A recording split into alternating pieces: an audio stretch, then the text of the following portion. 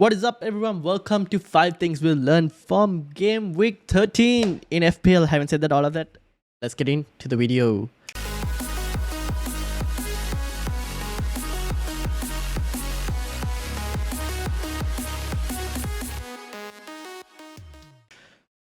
Alright, in number 1, Liverpool can't be trusted. How many times have I said this before? I don't even remember now, to be honest. Because they just continue to keep shocking you, don't you?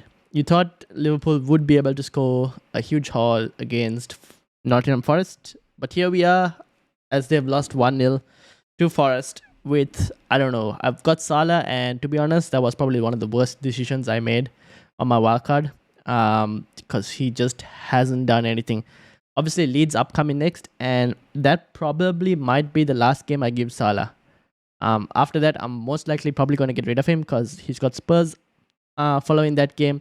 And to be honest, I think the Spurs game might be a bit harder for Salah. But having said that, you never know. He might go and score something against Spurs now that I've said it. But right now, they just can't be trusted. And they've also derailed my rank really badly. So, one more week for Salah. And then it's probably time to say goodbye. And then we'll think about it. We'll reassess after the World Cup. We'll see if Liverpool actually change. But for now, they're not looking good and they actually can't be trusted. So that's number 1. Let's move into number 2. Rashford Benched. Yes, the most popular transfer in Game Week 13 got benched. Pep Roulette striked again. Now, that benching was a bit shocking because obviously City had a 1 week's rest. So I didn't really expect Foden to get benched. Now that he's got his benching, I'm not too worried. I did bring him in. They've got 3 games and Champions League is almost locked as well in terms of top spot. They just need to win 1 more game. And they basically locked that up as well, which is why I think Foden was benched just for the Champions League fixture against Dortmund, if I'm not mistaken. But to be honest, I still think he's a good player to bring in. 3 game weeks left. They are second in the terms of the ticker right now, and he could be a really good option as well going in forward. So I'm happy with owning him, and I think his minutes should be fine going forward as well. So that's number 2. In number 3, Manchester United improving. Now, United defensively have looked better, have improved. They played well against Spurs. Newcastle was a tough game. Chelsea, they dominated for probably the first half and the last few minutes after they conceded. Now, Rafael Varane being out and injured is going to be a huge loss. We have to see whether that actually impacts. I think that will impact the defense. To what extent, I'm not really sure yet. But if you want a defensive pick, Diego Dalot is still pretty good going forward at times, and also very good for bonus as well as an option because of how involved he is. So Dalot is a good option if you wanted someone. Rashford still yet to find his shooting boots, so we kind of need to see with regards to that. I still think he's probably the best option from the attacking point of view. Someone I'll be interested is to wait and see what happens to Martial. Now, Martial, if we get any news that he's fit, and if he gets any minutes in the Europa League, and then does well against West Ham as well, I'll be very tempted to swap Mitrovic to him for the last 2 game weeks.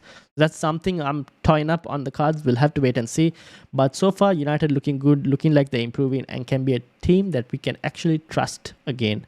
Having said all of that, let's move into number 4, because Almiron is looking like a great pick. I never thought I would say the words that Almiron is looking like a great pick. But here we are. The guy is just on fire. Probably one of the most consistent players right now in the last few game weeks. You think he can't keep this up, but he continues to score. Newcastle itself look really, really good in terms of attacking. Obviously, the next game is against Villa. Really good fixture. The next 2 are really good fixtures. And then Chelsea in Game Week 16, to be honest. I think Newcastle could give Chelsea a game as well, and that could also be a very interesting game if you wanted to play him in that. So I still think he's a pretty good option. And yeah, I'm probably looking to bring him in. Maybe not for this week, but for the next game week. I mean, Salah out, Almiron in, and then maybe upgrade my striker. That's something I've been thinking about. So yeah, number 4, Almiron looking like a great pick. Having said that, the final one, number 5. Time is ticking. 3 game weeks left. That's right. 3 game weeks left before the World Cup starts. Or at least before we take a break for the World Cup. And you can basically refresh your squads. Hallelujah. I'm waiting to try and refresh my squad because my wildcard in Game Week 9 was nothing short of a disaster. Probably the worst wildcard I've ever played in 11 seasons of playing FPL. It was nothing short of a disaster, and I can't wait to refresh my squad. But at the same time, I'm currently 30 points away from the top 500k. So 30 points, 3 game weeks. Can I make that up and try and get in at least to the top 500k before we close for the World Cup?